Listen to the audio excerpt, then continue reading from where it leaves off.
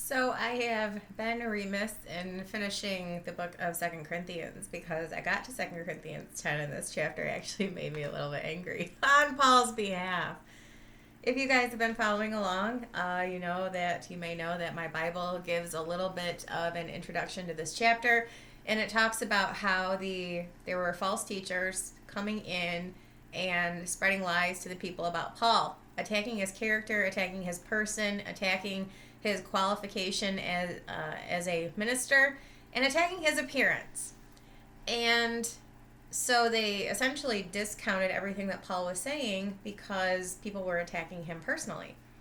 So he sent Titus in to smooth things over, and now he's writing a second epistle to the people, giving them heartwarming thanks and gratitude for seeing the error of their ways, changing their ways, understanding that they did a wrong thing by qualifying his ability to teach the Bible based on how he looked, his appearance. That is so now in this chapter he's actually talking to them about that very issue.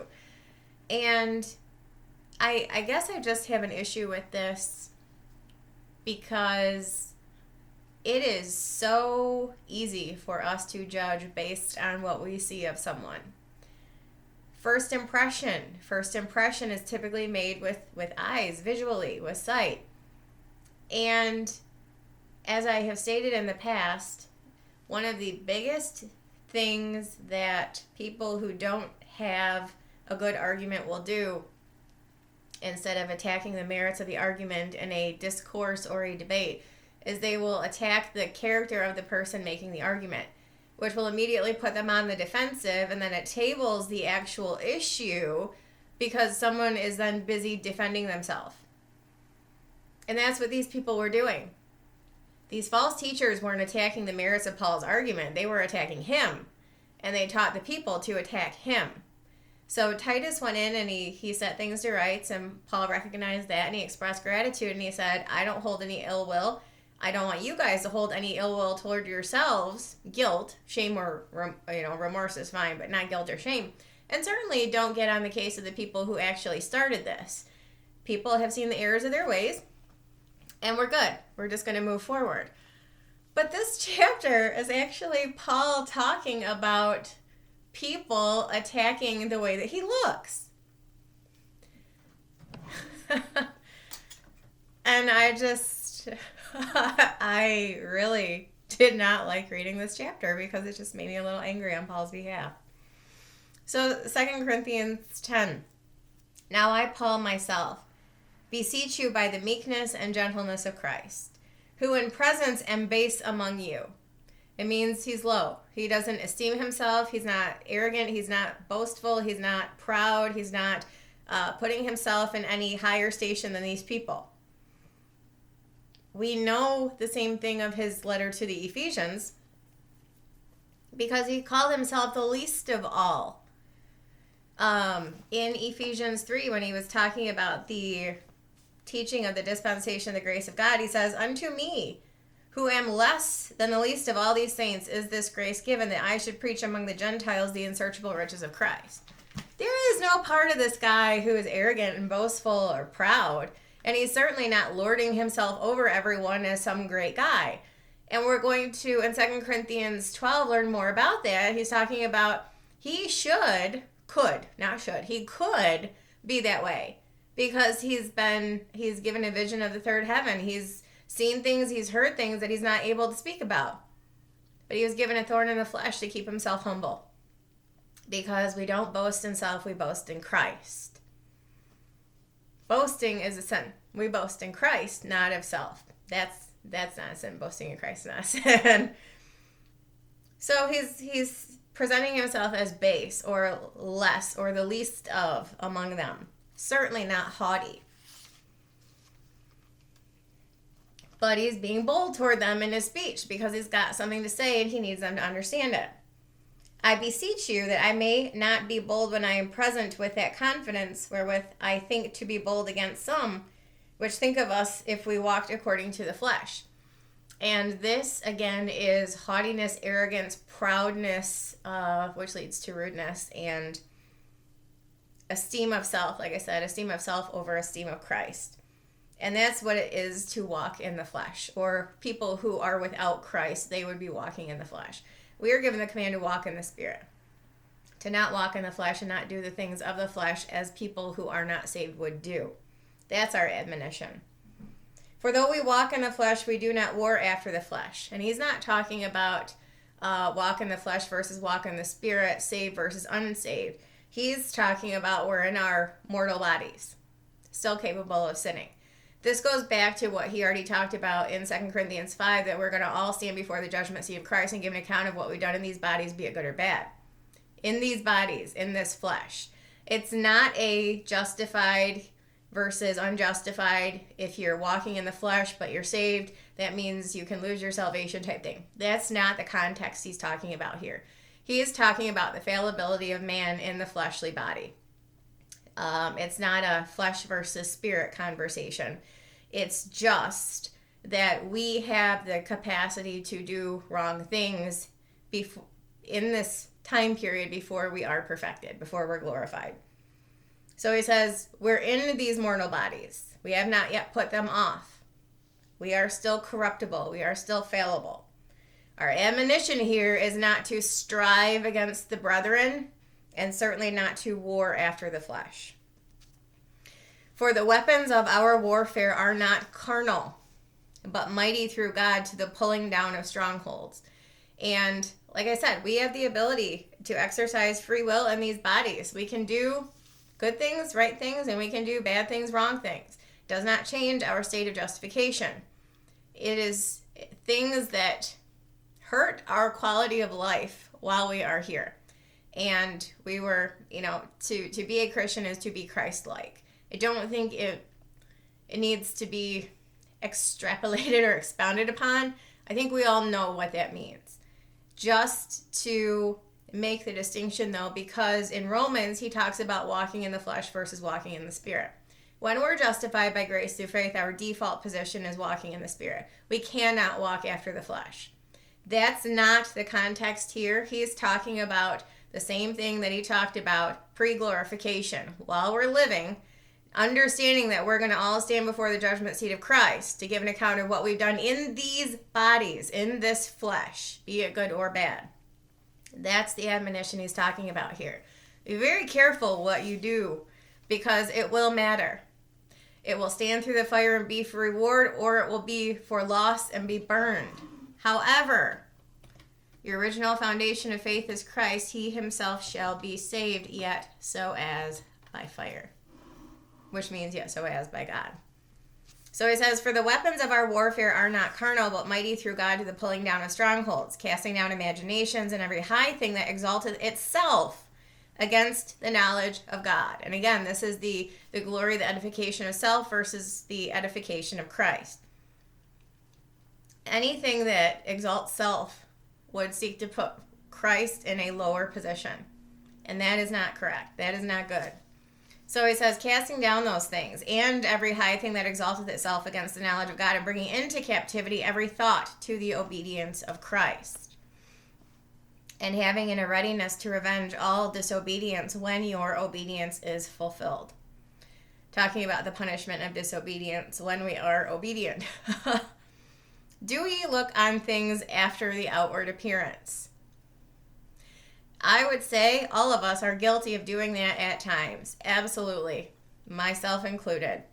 If any man trusts to himself that he is Christ's, let him of himself think this again, that he is Christ's, even so are we Christ's.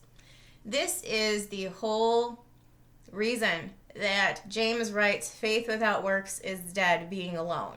Not that we're not justified if we don't have works. We are justified by grace through faith alone. But faith is a muscle. And the only way that people can see by our external work, can see our witness, can see our faith, is by our external works, our deeds. Because faith is an inward change. There's not a person alive that can see inside of my heart to know whether I have been saved by grace through faith. You would know that based on how I conduct myself and the things that come out of my mouth. That is what it means to have faith with works. Works are a demonstration that you have faith, that inward change has occurred, and you are producing fruit, which is outward. Not that faith plus works equals salvation. Faith alone equals salvation. Works are helpful to other people to show that you have it. Because otherwise, how would they know? They don't technically need to know. However, in the servant capacity, in being Christ-like, we are to be servants. We are to serve people, and love is what we are called to do, which is other-focused. So yes, they would need to know, and they should know if you are doing what you should be doing. However, that's what it means, that faith is a muscle and you use it, and the more you use it, the more your witness, the stronger it gets, and the more that you are able to withstand tough situations, tough spots. Do we look on things after the outward appearance? That is not talking about what someone does. That is how someone looks. This is not a "you shall know them by their fruits" conversation that everybody likes to take out of context.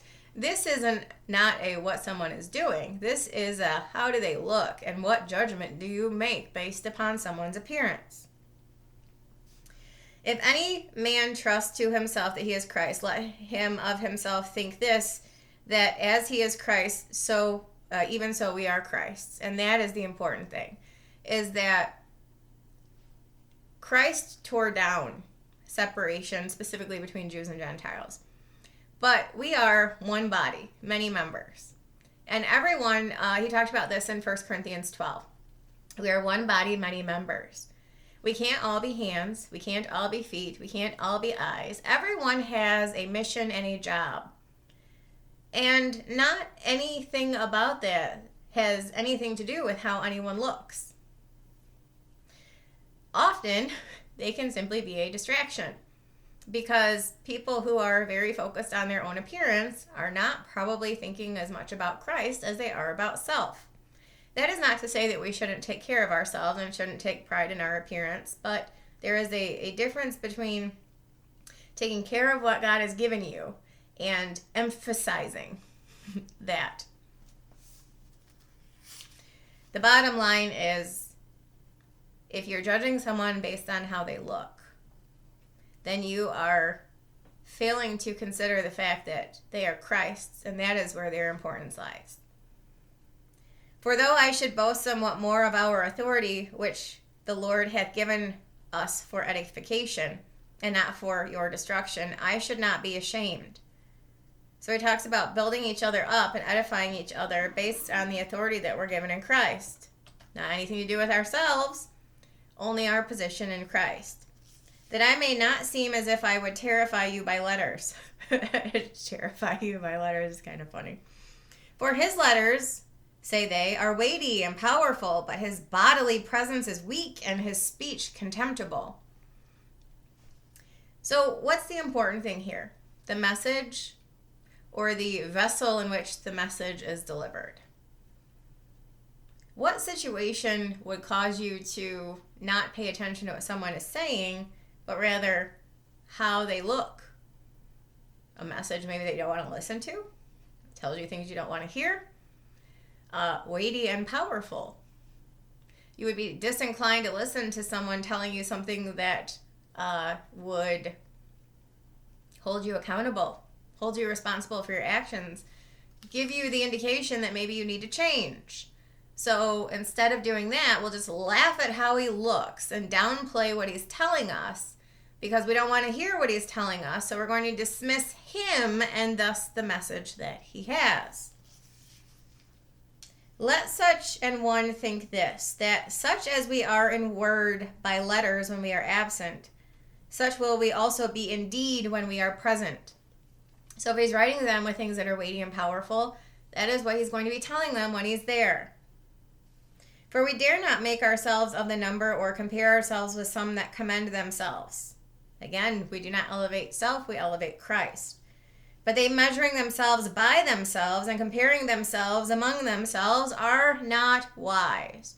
The very worst thing that any one of us can do is compare ourselves to someone else. We are not them, they are not us.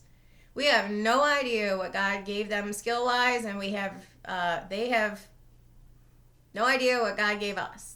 The only person that we should compare ourselves to is the person that we were yesterday and try to better ourselves. We should not care what other people have or what they are doing.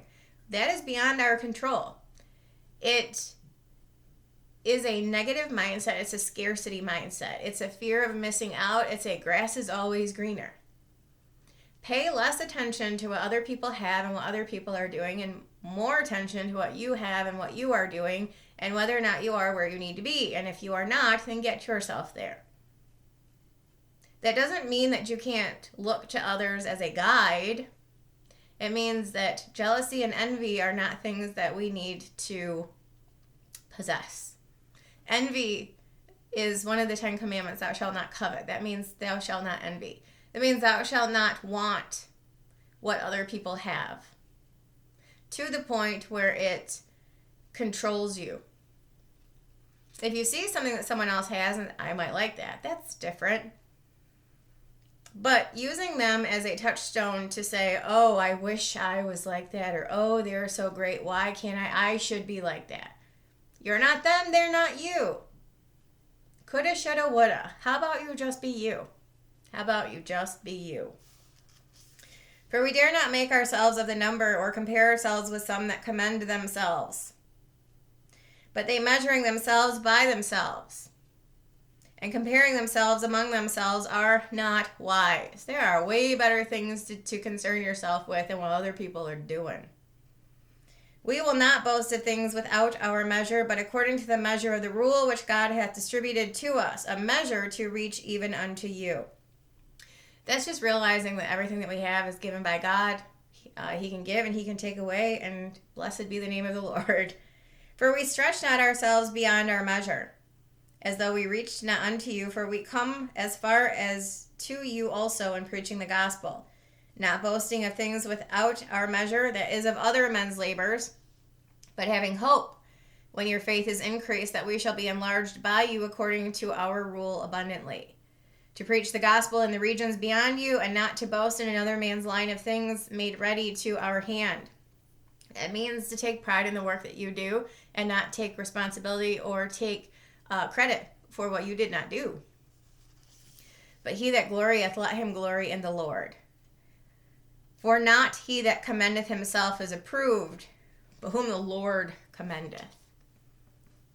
If you think that you're not doing enough, take it to him, because he's the one who directs your path. If you think you're not doing enough, then question why he's not having you do more. Not looking to what other people are doing to emulate them. Is having a conversation with God and saying, I would like to do this. Give me the skills, give me the tools, give me the way. And if he doesn't, that's not his will. Just because someone else is doing it doesn't mean that that's meant for you. Just because someone else has something does not mean that that's meant for you. The greatest strength that we can have in this world is being content with what we have. He talks about that in 1 Timothy, 2 Timothy, 1 Timothy 6. What does he say? Godliness with contentment is great gain. That is 1 Corinthians 10. I just have a little bit of an issue with the way that they were treating Paul, based on how he looked. One of the greatest people that ever lived, biblically speaking, in the New Testament specifically. How many people have been saved by the words of Paul? And yet they were just making fun of how he looked. Nice. When we next meet, 2 Corinthians 11. And we have 3 more chapters to go. If you have any questions, comments, or feedback, let me know. Otherwise, take care and have a good night.